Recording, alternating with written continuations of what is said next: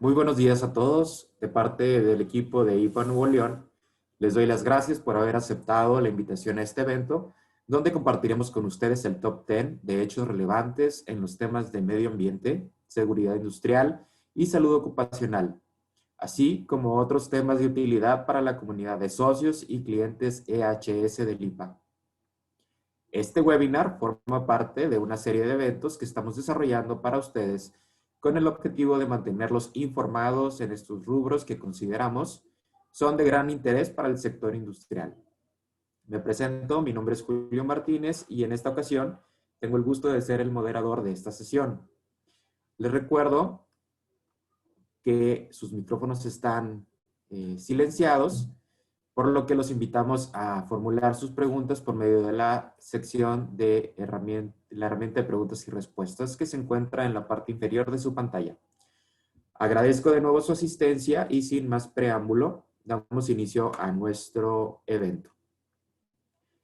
Este es el orden del día de nuestro evento. Sin duda alguna, el año 2020 es un año atípico en la historia de la era moderna, que ha venido a cambiar la manera en la cual desarrollamos todas nuestras actividades del carácter que éstas sean, personales, sociales y definitivamente productivas. Este evento es un claro ejemplo de cómo hemos modificado nuestro comportamiento. En nuestra primera cápsula tendremos la participación de Carolyn Flores. Carolyn se desempeña actualmente como consultor junior del IPA y nos contará con detalle cuáles, a nuestra consideración, fueron los hechos más relevantes del 2020. Adelante, Caro, por favor, con tu cápsula. Gracias, Julio, y muy buenos días a todos. Bienvenidos. Gracias por acompañarnos. Bien, el día de hoy les vamos a presentar el top 10 de los sucesos relevantes EHS a lo largo del año 2020. Les recordamos que estos sucesos están ordenados de manera cronológica, es decir, comenzando por el mes de febrero hasta el acontecimiento más reciente. Muy bien, comencemos. En enero tenemos el número 10, que es la reforma a la Ley Ambiental del Estado de Nuevo León. Actualmente, el día 29 de enero fue publicada en el periódico oficial del Estado de Nuevo León la nueva reforma a la Ley Ambiental del Estado. De esta forma es muy importante destacar los principales cambios, los cuales son el contenido de los programas de contingencias ambientales que deberá desarrollar la autoridad para los casos de las contingencias ambientales, y además se describe como violación a la ley el impedir el acceso al personal autorizado al lugar o lugares sujetos a inspección, así como el incumplimiento a las disposiciones establecidas en los programas y declaratorias de contingencia ambiental. Siguiente, por favor. En el número 9 tenemos el mes de febrero, en donde entra en vigor la norma 172/Semarnat 2019, la cual establece los lineamientos para la obtención y comunicación del índice de calidad del aire y riesgos a la salud. Esta norma fue publicada el 20 de noviembre de 2019, pero entra en vigor 90 días naturales siguientes a su publicación en el Diario Oficial de la Federación. Su objetivo es establecer los lineamientos para la obtención del índice de calidad del aire y riesgos a la salud, a fin de que sea empleado de manera unificada en todo el territorio nacional. Con la implementación de estos lineamientos, se establece un método único de cálculo de difusión que deberán aplicar los gobiernos estatales y municipales responsables del monitoreo de la calidad del aire, tomando en cuenta el índice aire y salud, como ya lo había comentado, el cual es un indicador para la notificación del estado de la calidad del aire, que evidencia el grado de pureza de contaminación atmosférica y los efectos potenciales de la salud. Este se calcula para cada uno de los contaminantes criterios, los cuales son ozono, monóxido de carbono, dióxido de azufre, dióxido de nitrógeno, partículas PM10 y PM2.5. De esta norma se excluye el plomo. En el mes de marzo, número 8, tenemos el impacto COVID-19 en los temas EHS. Derivado de la pandemia del COVID-19, las actividades programadas en EHS se vieron severamente afectadas, al igual que otras actividades en la empresa. Sin embargo, sabemos que en EHS las actividades tienen una fecha específica de cumplimiento con respecto a las autoridades. Entonces, se tuvieron que adecuar tiempos, procedimientos para poder dar este cumplimiento, y todo fue con apoyo pues, de estas mismas. Las principales consecuencias del confinamiento fueron el paro de actividades no esenciales, el cambio de la modalidad presencial a la modalidad home office y el retiro del personal vulnerable. Todo esto representan retos que continuarán impactando a los programas de EHS y principalmente tiene que haber adecuaciones de capacitación en la materia, entrenar al personal sobre los riesgos del home office, estrés ocasionado por el confinamiento o demoras en los programas de producción y mantenimiento generarán presión a los trabajadores y esto los hace más propensos a sufrir accidentes. Todo esto tiene que obligar al personal EHS a revisar los programas de trabajo y continuar adecuándolos a la nueva normalidad. Siguiente, por favor. En el número 7 tenemos en el mes de marzo la calidad del aire y COVID-19. Conscientes de la situación y el alto riesgo del contagio por el coronavirus, el 17 de marzo en nuestro estado y a nivel nacional se decretó una emergencia sanitaria ante la pandemia, con lo que se extendió la suspensión definitiva desde el 30 de marzo de todas las actividades no esenciales. Actividades esenciales que ya conocemos pues son distribución y venta de energéticos como gasolineras y gas, industria de alimentos y bebidas no alcohólicas, industria química, la producción y distribución de distintos servicios como hospitalarios, por ejemplo, entre otros. Algunas actividades consideradas no esenciales son emisoras de contaminantes a la atmósfera, entonces todo esto siguió importancia a la sociedad activa y la actividad social se vio considerablemente frenada, lo que trajo como consecuencia la reducción visible en la calidad del aire en los meses durante los cuales se mantuvo el aislamiento social. A modo de ejemplo, tenemos la comparativa del mes de mayo y de abril del año 2019 y del año 2020. Todos estos datos fueron obtenidos de la página oficial de la calidad del aire aquí en el estado de Nuevo León. En resumen, podemos decir que a comparativa de abril, tenemos una reducción del 44% de los días que sobrepasaban el límite máximo permisible a nivel de norma, y en la comparativa de mayo se tuvo una reducción del 80%.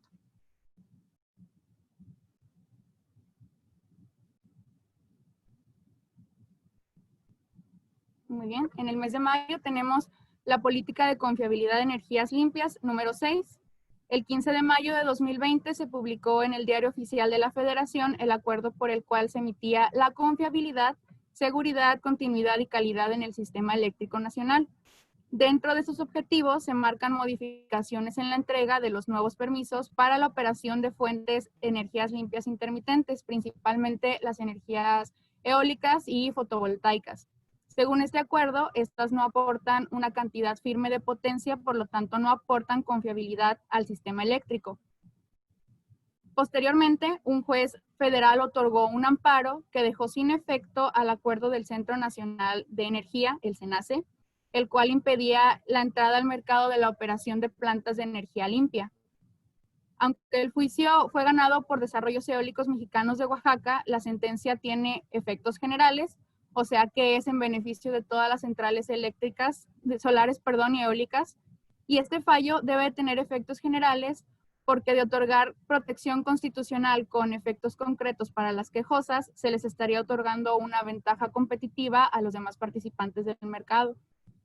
El Centro Mexicano de Derecho Ambiental obtuvo de un juzgado de distrito en materia administrativa la suspensión definitiva del amparo en contra del aviso emitido por la Comisión Federal de Electricidad para aumentar de manera desproporcionada las tarifas a los generadores de energía de fuentes renovables por concepto de transmisión. Siguiente, por favor.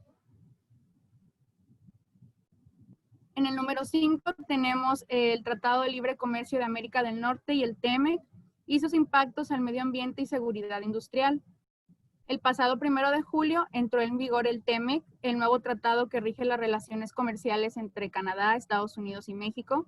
Y en palabras de la Secretaría de Economía, el TEMEC será el instrumento de recuperación económica post-COVID al brindar certeza entre los inversores y consumidores de la economía mexicana. Dentro de los contenidos novedosos se distingue el número 24, el cual está compuesto por 32 capítulos, y en este se establecen puntos de acuerdo para prevención, control y protección al medio ambiente. Entre los principales temas de este capítulo tenemos los siguientes: la evaluación del impacto ambiental, mecanismos voluntarios para mejorar el desempeño ambiental y cooperación ambiental, protección de la capa de ozono, calidad del aire, protección del medio marino de la contaminación por buques o basura marina, responsabilidad social, corporativa y conducta ambiental, gestión forestal sostenible y comercio, bienes y servicios ambientales y cooperación ambiental, y petición relativas a la aplicación de la legislación ambiental y el expediente de hechos y cooperación relacionada. Siguiente, por favor. Número 4, tenemos en agosto la explosión en el puerto de Beirut. El 4 de agosto se registró una enorme explosión en el puerto de Beirut, en Líbano. El estruendo se pudo sentir a 240 kilómetros de distancia. Lo comunicado por la Agencia Nacional de Noticias, y la explosión se produjo en un almacén de explosivos del puerto y fue precedida de un incendio en un hangar de silos de trigo. La fuente de explosión fueron 2.750 toneladas de nitrato de amonio, un químico explosivo que es utilizado como fertilizante, pero además se conoce porque es utilizado en la fabricación de bombas. Y según la evidencia recabada por autoridades locales y por los distintos medios de comunicación, este se encontraba almacenado en sacos rotos, y en este mismo lugar se encontraban almacenadas 15 toneladas de fuegos artificiales, tinajas de petróleo, queroseno, ácido clorhídrico, y pues detonó en este lamentable suceso.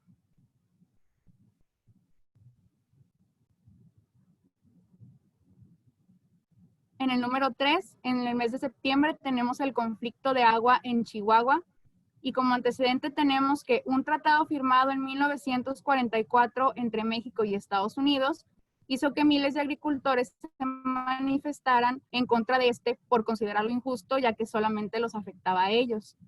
Este acuerdo regula cómo ambos países deben repartirse el agua de los ríos Bravo y Colorado, que forman parte del límite territorial entre ambos. Para octubre de 2020, México debió de haber entregado una cantidad similar a todo un año en unos meses, por lo que Conagua decide abrir algunas presas, pero no fue suficiente para cubrir el déficit. Ambas naciones se acusaron de intereses oscuros y de corrupción. A finales de octubre, los países acordaron que los mexicanos cumplirían con el pago de deudas mediante reservas de agua potable, pero con el compromiso de que Washington proporcionaría agua a México como apoyo humanitario en caso de emergencia o sequía. En el número 2 tenemos Estados Unidos y Acuerdo de París. En junio de 2017, Donald Trump, presidente de los Estados Unidos, anuncia su salida del Acuerdo de París. Sin embargo, la fecha más pronta para que se retirara sería el 4 de noviembre de 2020. Estados Unidos es el mayor emisor de gases de efecto invernadero del mundo. Sin ellos, el equilibrio de las partes suscritas cambia a favor de China. Sin embargo, ni China ni la Unión Europea pueden compensar completamente la brecha que ha dejado Estados Unidos. Y además, esto no solamente se trata de anuncios ambiciosos, sino tiene una agenda climática económica creíble y de cooperación internacional. Recientemente, el presidente electo Joe Biden ha dicho que se unirá nuevamente al Acuerdo de París al principio de su presidencia. Estados Unidos podría volver a ser parte de este acuerdo 30 días después de que se informe a la Convención Marco de las Naciones Unidas sobre el cambio climático que el país requiere volver a unirse. Para esto, se tendrían que presentar nuevas contribuciones determinadas a nivel nacional que representan el compromiso de reducción de emisiones para el 2030. El presidente electo ha prometido invertir casi $2 billones en energía limpia e infraestructura baja en carbono. Y su plan más ambicioso es hacer que el sector energético esté libre de carbono para 2035 y todo el país libre de carbono para 2050. En el número 1 tenemos la explosión de pipa de gas en autopista Tepic-Guadalajara, en la cual el 16 de noviembre se registra esta explosión de una pipa de gas, un camión tipo cisterna sobre la autopista Tepic-Guadalajara. De acuerdo con la Fiscalía de Nayarit, el incidente se registró sobre el kilómetro 100 de dicha autopista entre Ixtlán del Río y Chapalilla. La explosión alcanzó una afectación de alrededor de 2 hectáreas. La probable causa fue el choque de la pipa con un automóvil, y versiones extraoficiales afirman que el fuego de la pipa alcanzó al menos 5 automóviles y se confirma la muerte de 14 víctimas. Otros sucesos que consideramos relevantes y que son importantes mencionar en este top 10 son los siguientes.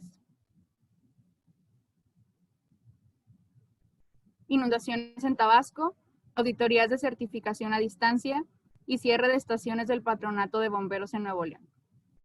Este fue el listado de los hechos más relevantes. Muchas gracias por su atención.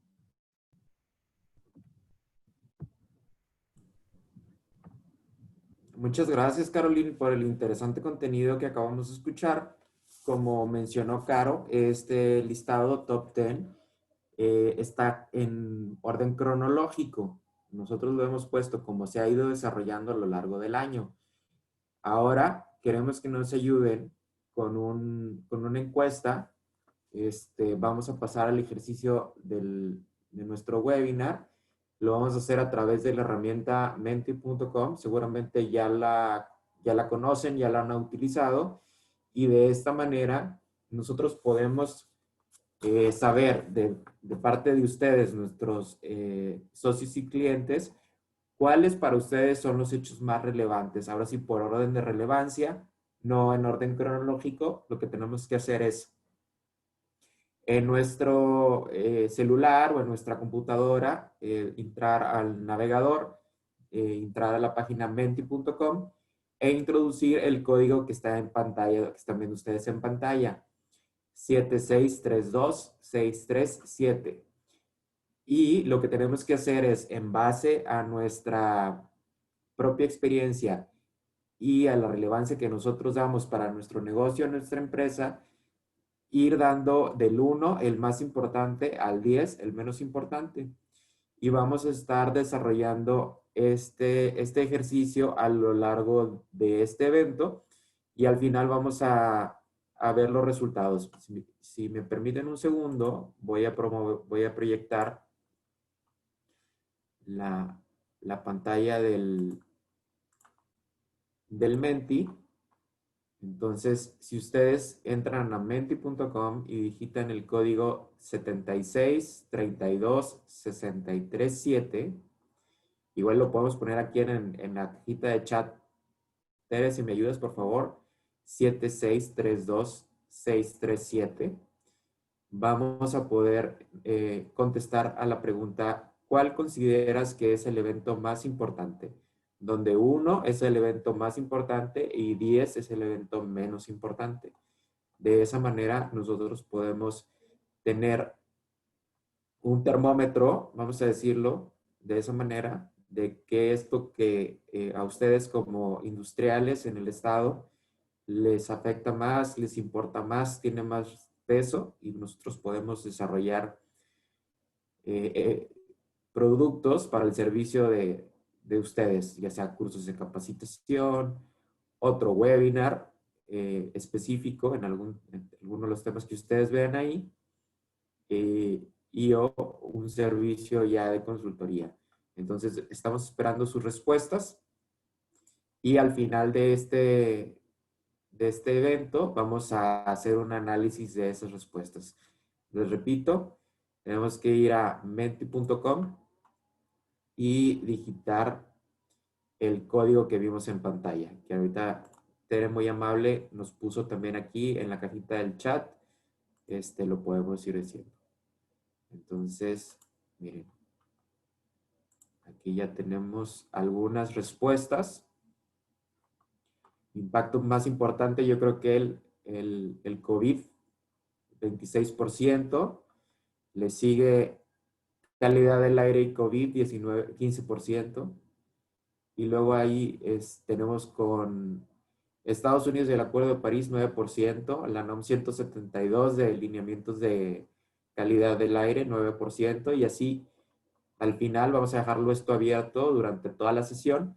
Al final lo vamos a ver si se mantiene la tendencia o hay algún otro tema específico por aquí. Es interesante conocer estas opciones y estos temas. Vamos a continuar con nuestros temas. Ahora le vamos a dar la palabra al doctor Mario Lugo. Mario Lugo nos viene a hablar de la entrada en vigor de la NOM 035 de la STPS. Ustedes ya conocen al doctor y a través de este tema nos ayudará a traducir las obligaciones que como empresas adquirimos con la implementación de esta norma. Adelante, Mario, por favor, gracias. Gracias, Julio. Muy buenos días a todos. Pues, como dice Julio, ya entró en vigor la NOM 035 STPS del 2018, que habla de factores de riesgo psicosociales. Y pues vamos a dar un pequeño resumen sobre las obligaciones que tenemos.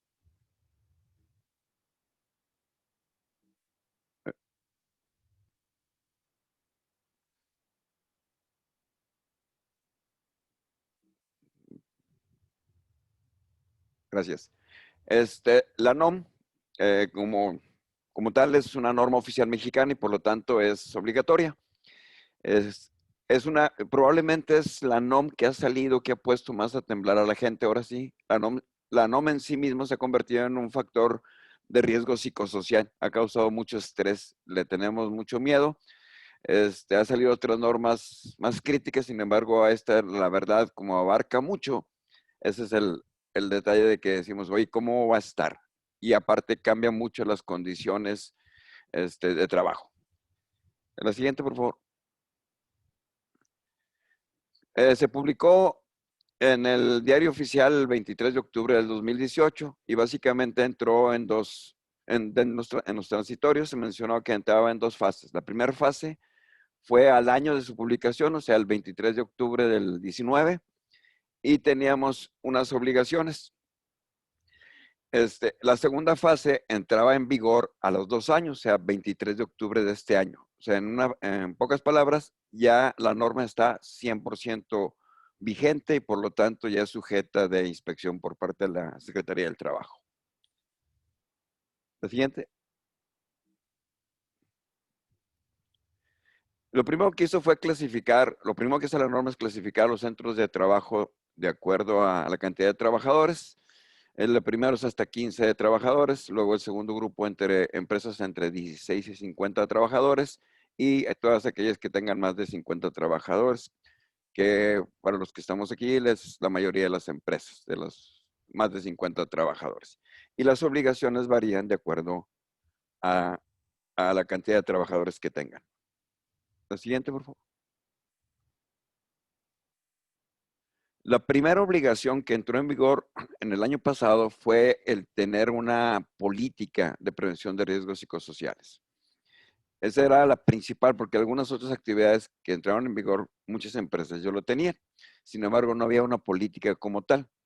Y lo que debía contener la política era la prevención de factores de riesgo psicosocial, la prevención de violencia laboral y la promoción de un entorno organizacional favorable. La misma norma en la guía de referencia cuarta nos daba una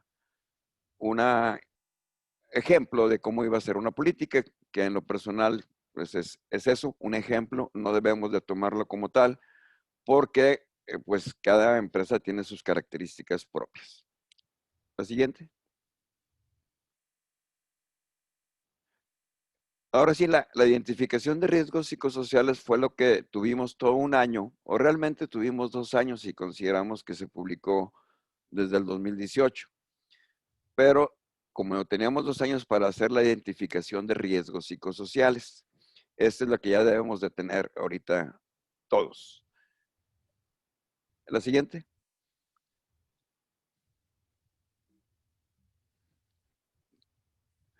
Dependiendo del número de trabajadores, era lo que tendríamos que hacer. La verdad es que en todos los niveles de empresas, en menos de 15, 16 a 50 y más de 50, en todos implica acciones para identificar riesgos de factores de riesgo psicosocial. ¿Qué incluía? ¿Qué debemos de considerar? ¿O qué incluye el cuestionario que viene en la misma norma que es obligatorio? Y se deben de considerar las condiciones en el ambiente de trabajo, las cargas de trabajo, la falta de control sobre el trabajo, las jornadas de trabajo y rotación de turnos, la interferencia en la relación trabajo-familia, el liderazgo negativo y la violencia laboral. La siguiente. En los centros de trabajo que tengan más de 50 trabajadores, aparte de la identificación, se debe analizar el entorno la evaluación del entorno organizacional. O sea, es un punto adicional a lo que tiene el resto de las empresas. La siguiente, por favor. En términos generales, podemos decir las obligaciones del patrón son evaluación del entorno organizacional favorable que comprenda el sentido de pertenencia de los trabajadores a la empresa, la formación para la adecuada realización de las tareas encomendadas, o sea, la capacitación, la definición precisa de las responsabilidades para los trabajadores, la participación proactiva y comunicación entre el patrón, sus representantes y los trabajadores, la distribución adecuada de cargas de trabajo con jornadas laborales regulares y la evaluación y reconocimiento del desempeño. Esas son las obligaciones en forma general que tienen todos los patrones. La siguiente. Para esto, para ayudarnos, la norma establece un cuestionario. El cuestionario, aunque es obligatorio aplicarlo, la misma norma nos da alternativas de usar otros cuestionarios. Sin embargo, deben de cumplir con ciertos criterios. Considerando que esos criterios, a menos que estén seguros que los cumplan, mi recomendación es utilizar los cuestionarios para que da la norma. Y ya posteriormente, conforme vayamos avanzando, podemos cambiar de cuestionarios, pero inicialmente lo recomendable es utilizar el cuestionario de la norma. La siguiente. Hay que considerar varias condiciones. Estas condiciones fueron afectadas por el COVID, porque se consideraba que el cuestionario lo íbamos a aplicar en horario laboral, pues, y dentro de la empresa, y ahora resulta que es fuera de la empresa. Entonces, y casi siempre están utilizando herramientas tecnológicas que lo hacen a distancia. Pero sí debemos de considerar algunos puntos, porque si no, en lugar de ayudar a resolver problemas de factores de riesgo psicosocial, puede incrementarlos, porque lo hace muy impersonal. Entonces, hay que tener mucho cuidado cuando apliquemos el cuestionario. ¿Qué tenemos que verificar antes de aplicar el cuestionario? Verificar las condiciones de las instalaciones y que las movilidades sean idóneas. Como les digo, esto ya no va a aplicar porque lo estamos haciendo en la casa, la mayor parte de las empresas. Realizar la presentación del aplicador ante las personas a evaluar. Explicar el objetivo de la evaluación y enfatizar en la protección de la privacidad y confidencialidad del manejo. Como esto ya no lo hacemos en vivo, o sea, la verdad, yo sí recomiendo no nomás mandar la herramienta, sino agregarles un video donde donde la empresa explique por qué es importante la aplicación del cuestionario. La siguiente, por favor.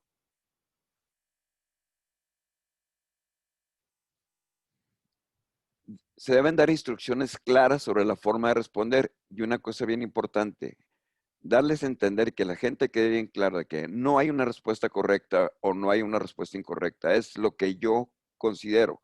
Y considerar las condiciones de los 2 últimos meses. No cosas que pasaron hace años porque sí alteraría el resultado. Y el orden, bueno, pues es primero y luego ya después se identifica a la persona. Bueno, datos generales porque es anónimo, pero pues con el sistema electrónico pues ya es en automático la identificación de la persona. La siguiente. Durante la aplicación, pues siempre respeto y confianza. Como les digo, esto ya no a menos que lo estén haciendo en vivo o directamente en el centro de trabajo, pero si esa distancia, pues es a través de los medios electrónicos. Permitir una comunicación fluida entre trabajadores y evaluador, aclarar dudas, brindar apoyo, que queden bien claras las instrucciones, evitar interrumpir a los trabajadores y muy importante, no conducir, persuadir o dirigir las respuestas, porque si no de nada va a servir lo que estamos haciendo y lo que se está invirtiendo para la aplicación del cuestionario. La siguiente. Y al final, pues asegurarnos que realmente todos los que los participantes contestaron todo el cuestionario y que nos entregaron todos los cuestionarios. Al hacerlo electrónico, esto casi es automático. La siguiente, por favor. Debemos de contar con un programa de difusión de todas las medidas que vamos a implementar, tanto para favorecer como para identificar las prácticas en contra de esto. La siguiente. ¿Qué va a incluir ese programa de difusión?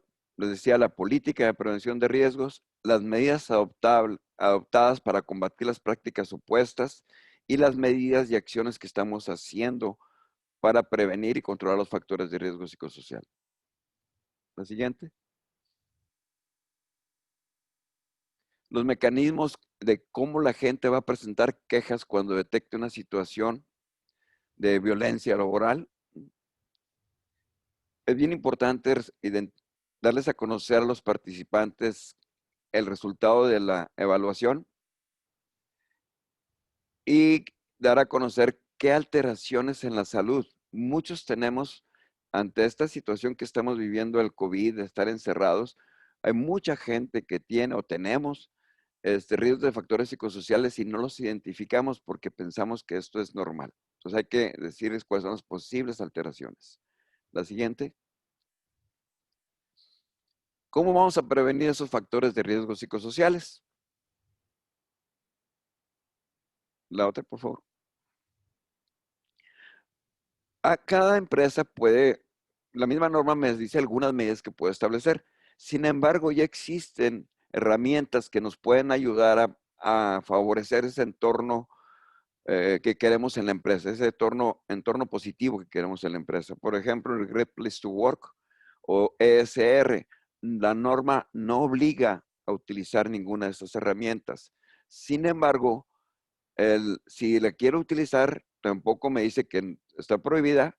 Una de las ventajas que tenemos es que obtengo un reconocimiento y ese reconocimiento me ayuda a ir mejorando y la verdad es buena imagen para la empresa, pero no estoy obligado a usarlo. La siguiente. Lo que me dice la norma es que debo establecer acciones. Es disponer mecanismos seguros y confidenciales para recepción de quejas, promover el sentido de pertenencia. La siguiente, por favor. Básicamente es esto. Considerar el liderazgo, considerar las cargas de trabajo, el control del trabajo que el trabajador tiene sobre el trabajo, el apoyo social que damos al trabajador, equilibrio en la relación trabajo-familia, el reconocimiento que le damos a un trabajador por el trabajo que desempeña, evitar la violencia familiar, laboral, la información y comunicación y capacitar y adiestrar a los trabajadores sobre factores de riesgo psicosocial. La siguiente. Las acciones que vamos a emprender básicamente son, primer nivel, enfocados a toda la organización. Segundo nivel, enfocados a un área en particular o a un departamento. Es frecuente que la organización en general esté bien, pero hay un área en particular que tenga alguna situación y son acciones de segundo nivel. Y el tercer nivel ya es en el plano individual, cuando detectamos a un trabajador que tiene signos y síntomas derivados de un factor de riesgo psicosocial. La norma no me obliga a tratarlos. La norma me obliga a identificarlos. La siguiente, por favor. ¿Cuáles son las obligaciones de los trabajadores?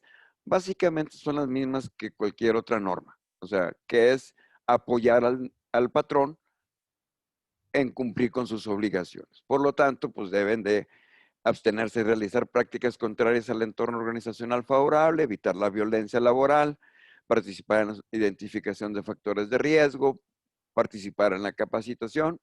La siguiente. Informar sobre prácticas si en un momento dado está mal, por eso los mecanismos de información de algo que está mal. Si son cuestiones de seguridad, pues hay cuestión que la seguridad en sí represente un factor de riesgo psicosocial, pues lo pueden hacer directamente a través de la Comisión de Seguridad e Higiene, a través del sindicato, a través del Departamento de Seguridad, participar en los eventos de información y, como les decía, el trabajador está obligado a someterse a los exámenes médicos. Es una obligación que está establecida desde la Ley Federal del Trabajo. La siguiente. Toda la información que yo obtenga va a ser parte ahora del diagnóstico de seguridad y salud en el trabajo que yo ya tenía antes. O sea, ese diagnóstico no es nuevo, simple y sencillamente ahora voy a incluir los factores de riesgo psicosocial porque la norma 035 está dentro de las normas de salud ocupacional. La siguiente. Conclusiones. La siguiente.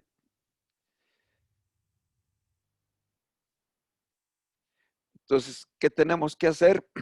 Establecer la política, adoptar medidas de prevención y control, identificar trabajadores y sujetos a acontecimientos traumáticos severos, contar con el programa de difusión. La otra, por favor.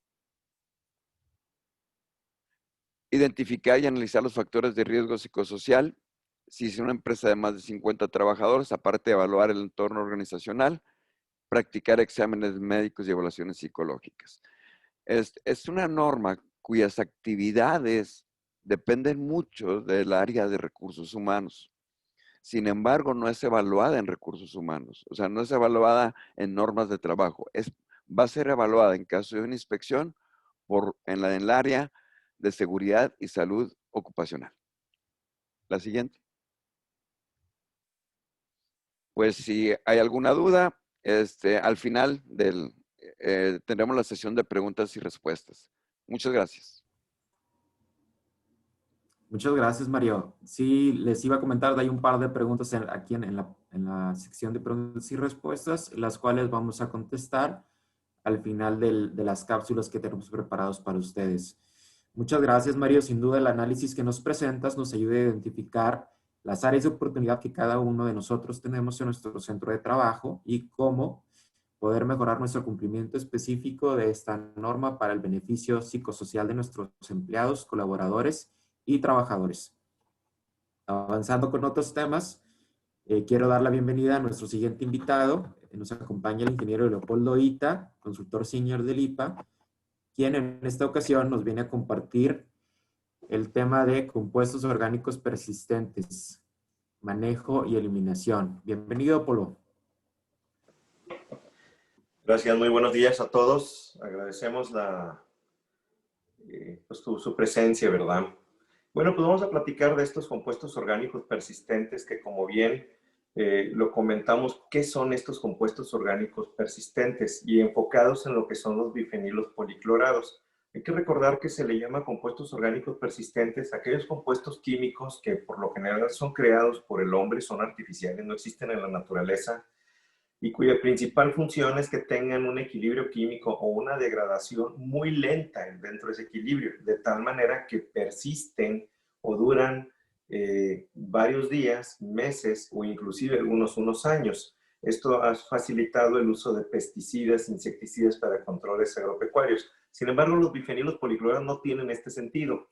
Ellos nacen más bien de un problema que se empezó a presentar, ¿verdad?, con nuestros transformadores eléctricos. Recordemos que la energía eléctrica, que comienza a finales del siglo XIX, se ve extendida por el uso de la iluminación, que no teníamos antes sistemas de iluminación, y con la iluminación viene la electrificación, que dentro de la electrificación, pues fue uno de los motores fundamentales de una segunda revolución industrial y que viene, pues, a desarrollar una serie de inventos, ¿verdad? La energía motriz.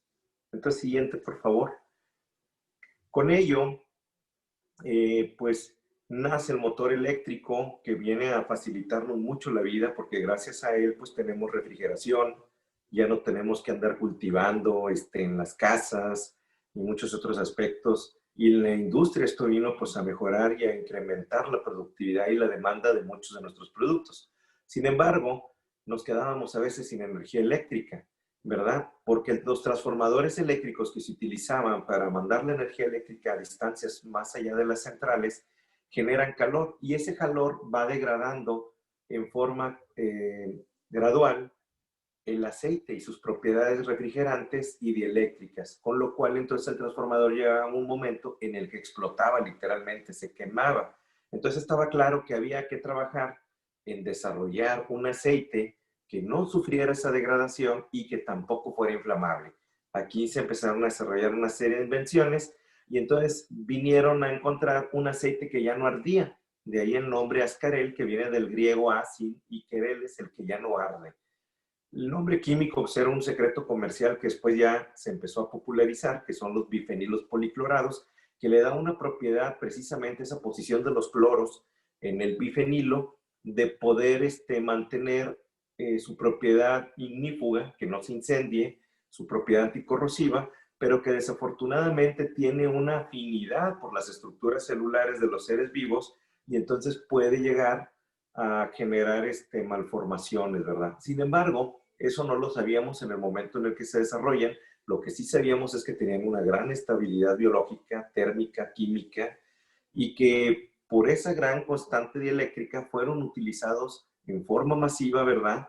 En transformadores eléctricos, los condensadores de alta y baja tensión que tú utilizas hoy en día en algunos de los casos para hacer la corrección del factor de potencia, los electromagnetos, interruptores automáticos en alta tensión, donde se requiere un buen dieléctrico, los motores eléctricos que están refrigerados a través de un líquido refrigerante, los cables eléctricos con oleofluidos aislantes para que sean retardantes a la flama, balastros y lámparas fluorescentes en su momento, sistemas hidráulicos y lubricantes con equipos más pesados para la minería y barcos, así como plaguicidas y agroquímicos.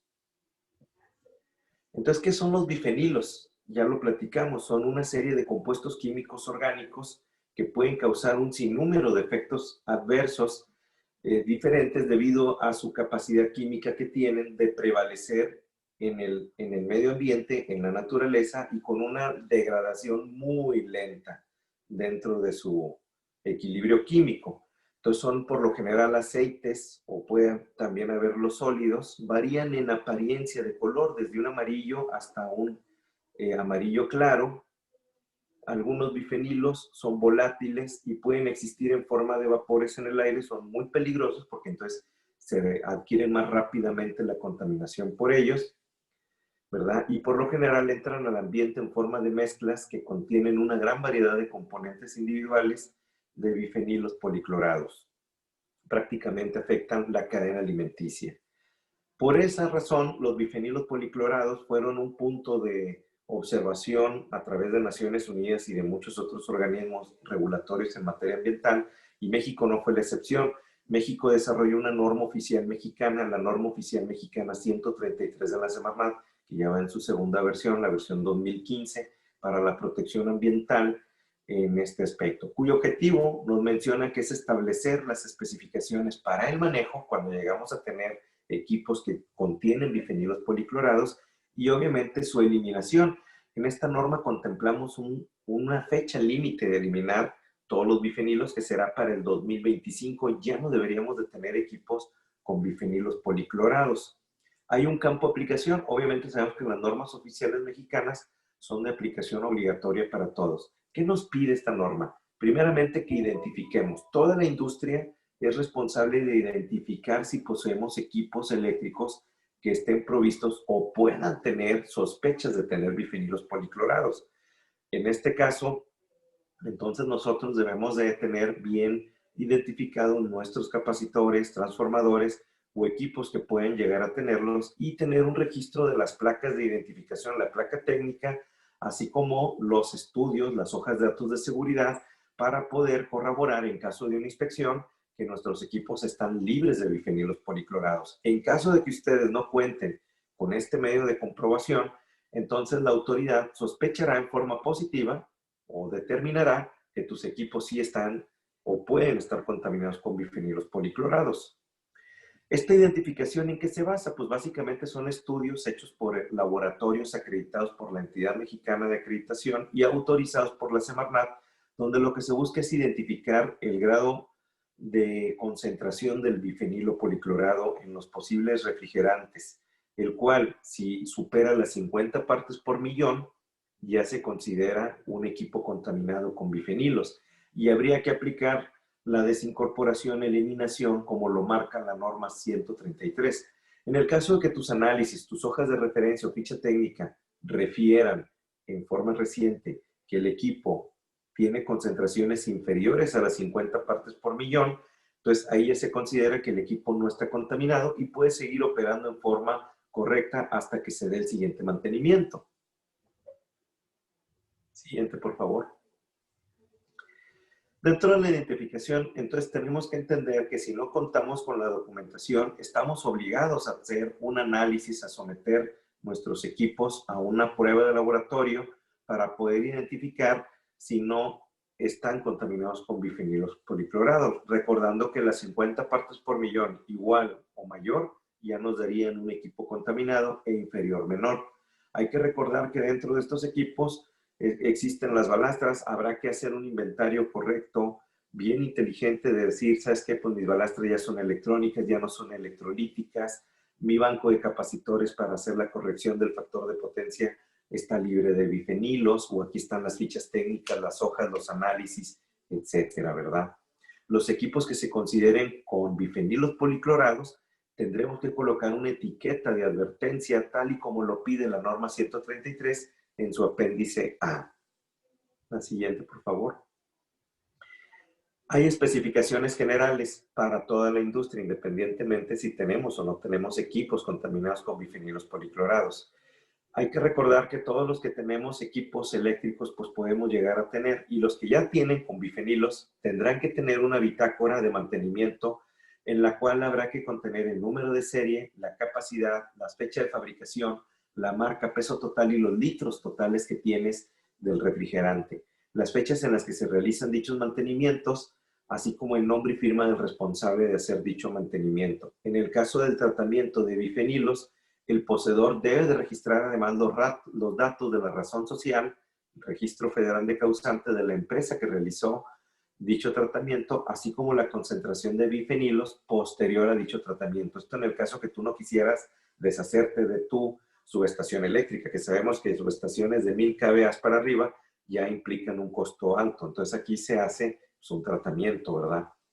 Hay que recordar también que los poseedores de bifenilos deben contar con un programa de mantenimiento preventivo conforme a lo que establece el apéndice C de esta norma. Para que lo tengan presente, ese programa de mantenimiento preventivo ya está de alguna manera capitulado en el apéndice C. La siguiente, por favor. Los sujetos obligados conforme a la norma que deben de presentar ante la Secretaría en un periodo que va comprendido del 1 de marzo al 30 de junio de cada año los reportes anuales escrito libre que incluye el inventario actualizado de equipos de bifenilos, residuos peligrosos con bifenilos y residuos tratados durante todo el año. Esto únicamente a través del apéndice E, como lo marca de la norma 133, para las personas que sí tuvieron concentraciones iguales o superiores a 50 partes por millón, es decir, equipos contaminados. En el caso de que tú seas gran generador, este informe ya no cae en ese rango de fechas y se deja para la cédula de operación anual en el anexo cuarto de residuos peligrosos. Y hay que recordar que el poseedor de bifenilos policlorados debe de contar con su programa de desincorporación, considerando que dicha desincorporación deben de ser una serie de actividades que puedan asegurar que para el año 2025 tú ya no vas a tener bifenilos policlorados en tu equipo. Otro caso interesante aquí es el de la eliminación de los residuos peligrosos, que se debe de contar con el formato establecido que viene en el apéndice C, además de los formatos de empresa de manifiesto, entrega, transporte. Y los generadores y poseedores deben de contratar a las empresas de prestación de servicios en el manejo de bifenilos que estén previamente autorizadas por la DEGIMAR para que puedan verificar ustedes que cuentan con esos permisos y con las vigencias, con los permisos vigentes. Ya finalmente les recuerdo que los prestadores de servicio y mantenimiento a los transformadores y unidades eléctricas que involucren el manejo de aceites refrigerantes libres de bifenilos policlorados, que es lo que esperamos de un proveedor bueno y responsable, ético, ¿verdad?, que me dé el servicio, ellos tienen la obligación de realizar, ¿sí?, en tus instalaciones un análisis y deben de entregarte antes de realizar cada servicio los resultados de los análisis de laboratorio que acrediten y aprueben y te puedan comprobar que tanto el equipo de ellos como los aceites que van a integrar, si es que la rigidez dieléctrica de tu transformador ya estaba muy baja, tienen que comprobarte que eso está libre de bifenilos policlorados, así como el equipo. Muchas veces nos hemos enterado que se han contaminado subestaciones eléctricas porque te decían es que la rigidez está un poquito floja porque ya está muy gasificado el aceite, lo vamos a desgasificar o vamos a hacerle una ósmosis a tu aceite y ahí se contamina. Entonces, antes de que te muevan eso, te tienen que comprobar ellos que tienen el análisis. Y, muy importante, a los 3 meses de haberte hecho un servicio, ellos tienen que ir a sacar una muestra del aceite de tu subestación eléctrica, mandarlo a un laboratorio acreditado y autorizado para verificar que en 3 meses tu aceite continúa sin estar contaminado, es decir, con concentraciones inferiores a 50 partes por millón. Siguiente, por favor. Ya finalmente, la norma 133 también nos deja una lista de cuáles son los aceites, las marcas comerciales que están reconocidas y que debes de evitar que puedan llegar a tus instalaciones, ¿verdad? Aquí estamos hablando del acercloro, del LOR, de Gibol, el pencloro, el apirol, el arocloro, y etcétera, una serie más de aceites que tú podrás encontrar en la norma 133. Y para cualquier otra cuestión, sabes que cuentas también con el equipo de profesionales que conformamos el IPA. Te agradezco tu atención y quedamos atentos a tus preguntas y respuestas. ¿Sí? Muchas gracias, Polo, muchas gracias. Sin duda, este tema también tendrá relevancia importante en los próximos meses. Recordarles además que el IPA actualmente se encuentra colaborando con el Programa Nacional de las Naciones Unidas, con Profepa y Semarnat en el proyecto Manejo y Destrucción Ambientalmente Adecuados de Bifenilos Policlorados en México, esto en su segunda fase, mediante el cual podemos apoyar a las empresas a identificar si cuentan con equipos contaminados con estas sustancias persistentes. A continuación vamos a pasar a nuestra sesión de preguntas y respuestas antes de ver los resultados de nuestra encuesta del Mentimeter, y tenemos un par de preguntas relacionadas con el tema que Mario nos estuvo compartiendo. Mario, hay una pregunta de Berenice Escalante que dice, respecto a la NOM 035, ¿cómo aplica esto para el outsourcing? ¿El patrón, aunque no sea el responsable directo, tiene las mismas obligaciones o se transfieren a la empresa de outsourcing? ¿Quién es el que tiene la responsabilidad del cumplimiento de la NOM? El que tiene la responsabilidad es el que está identificado como patrón.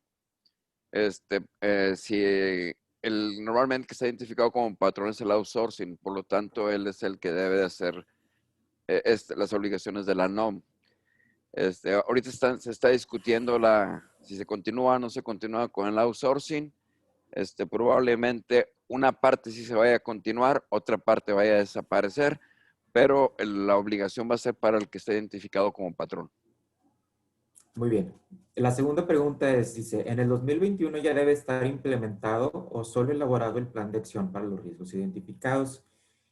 Y las fechas en que el plan de acción puede ser dentro de cuánto tiempo. Yo entiendo que esto ya debe estar aplicado, ¿no?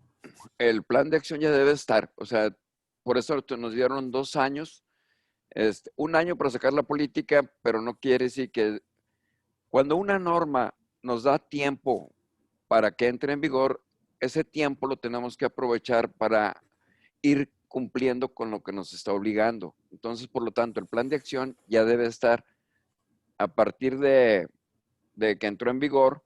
Al día siguiente, la autoridad, la Secretaría del Trabajo puede venir y me puede solicitar todo lo que pide la norma. De acuerdo. Muy bien. ¿Alguna otra pregunta? Los invitamos, por favor, a manifestarlo a través de la herramienta de preguntas y respuestas. Ahora vamos a pasar a los resultados de nuestra encuesta de Mentimeter. Gracias, Tere. Ahora aquí podemos ver Muchas gracias por sus respuestas, muy amables todos. Se mantuvo la tendencia, el 21% considera que el suceso más importante es el impacto del COVID en EHS, seguido por la calidad del aire. Y aquí en tercero y cuarto lugar se encuentra el TLC, el TEMEC, con impactos al medio ambiente en la seguridad industrial, y la NOM 172 de calidad del aire y riesgo a la salud. Muchas gracias por su participación, y ahora vamos a darle la palabra a nuestro director, Horacio Martínez, quien tiene un mensaje para nosotros. Adelante, Horacio. Muchísimas gracias, Julio. Muchísimas gracias a todas las personas que nos están acompañando en la segunda edición de lo que le llamamos nosotros un Demo Day del IPA. En esta ocasión, el Top 10. Y muchas gracias por haber participado en este tema del Mentimeter, porque nos da una idea de para ustedes cuáles son las prioridades. Va muy alineado con lo que hemos hecho en el IPA durante este año. Estamos muy agradecidos por la oportunidad de haber trabajado con muchos de los socios de CAINTRA, con empresas que nos han otorgado la confianza de ser sus proveedores de servicios en temas de consultoría, en capacitación, y tal como ustedes escogieron, ¿no? Este año ha sido un año extraño. El 2020 lo recordaremos siempre por el tema de la pandemia y el cómo cambió, cómo vino a transformar lo que estamos haciendo en las empresas, ¿no? No solamente en el tema de EHS, sino el cómo protegemos a los colaboradores de nuestras empresas en las áreas de administración, lo que son logística, lo que son las rutas, el transporte, los puntos de entrega, todo este tema, ¿no? Yo creo que ha sido el año más importante y de mayor relevancia para los equipos de EHS. Y el IPA, hemos estado ahí para apoyarlos. Hemos tenido webinars muy interesantes a lo largo de este año. Nuestro compromiso con ustedes es el de continuar haciendo esto. Este año fue un año muy interesante para el IPA. Acabamos hace un par de días de lanzar la segunda edición de la Gaceta Ambiental, donde está claramente enfocada a ustedes, las personas que necesitan de información relevante y con ese comentario que pueden dar los expertos que tenemos en el IPA. Ya escucharon a dos de ellos, lo que viene siendo a Leopoldo Ita, a Mario Lugo. Escucharon otras personas aquí también en otras ediciones, a esta Caroline, a César, y como ellos tenemos todo un gran equipo atrás, ¿no? En producción, que están contribuyendo, alimentando para construir esta gaceta, para este webinar, ¿no? Y lo que queremos es con este diálogo que tenemos con ustedes, el reforzar el catálogo de cursos, de diplomados que tenemos para el 2021. Yo creo que vamos a tener que continuar, que bueno, ofreciendo opciones relacionadas con el tema de COVID. Estamos ya casi puliendo lo que viene siendo el curso de TEMEC y su impacto en EHS. Fue un pedido de algunas de las empresas. Y también el tema de calidad del aire. En el IPA estamos en constante diálogo con las autoridades.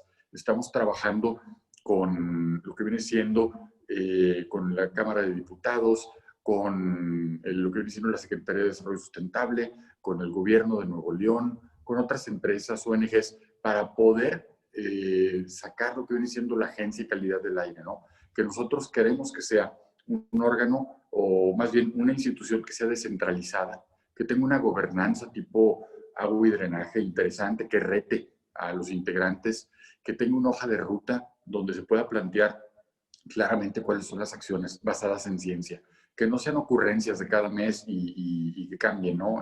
Dependiendo de lo que dice la administración.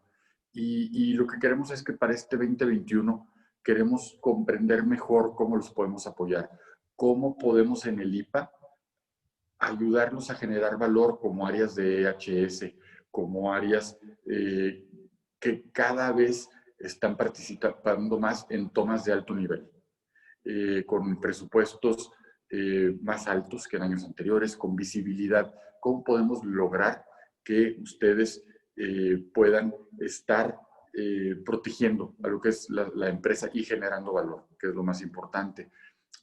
Pronto van a recibir una encuesta sobre qué opinan de este evento el día de hoy. En la Gaceta es otro punto de contacto. Tienen nuestros correos, búsquenme si quieren directamente. A cualquiera de los colaboradores que aparecen aquí en el IPA, si tienen sugerencias de cómo los podemos apoyar mejor el siguiente año. Y pues muchísimas gracias. Por mi parte es todo. No queda más que agradecer también al equipo del IPA por un gran año y también a ustedes para seguir trabajando el siguiente año. Muchísimas gracias. Y Julio, no sé, yo creo que aquí ya damos el final, ¿no? Algo sigue. Sí, muchas gracias. Muchas gracias, Horacio. Con esta última intervención concluimos nuestro evento. Les recordamos que en el IPA contamos con un equipo profesional y experimentado que les puede apoyar para resolver sus dudas y apoyarlos en el desarrollo e implementación de soluciones para el cumplimiento de la gestión medioambiental y de seguridad industrial en su empresa. Agradecemos su participación, esperando que la información compartida el día de hoy haya sido de valor para ustedes y sus empresas.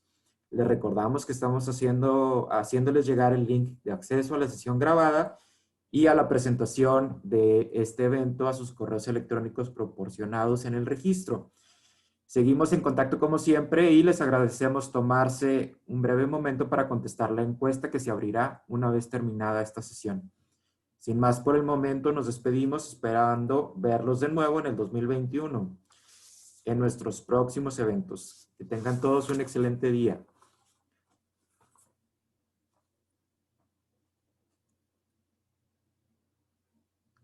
Muy amables, muchas gracias.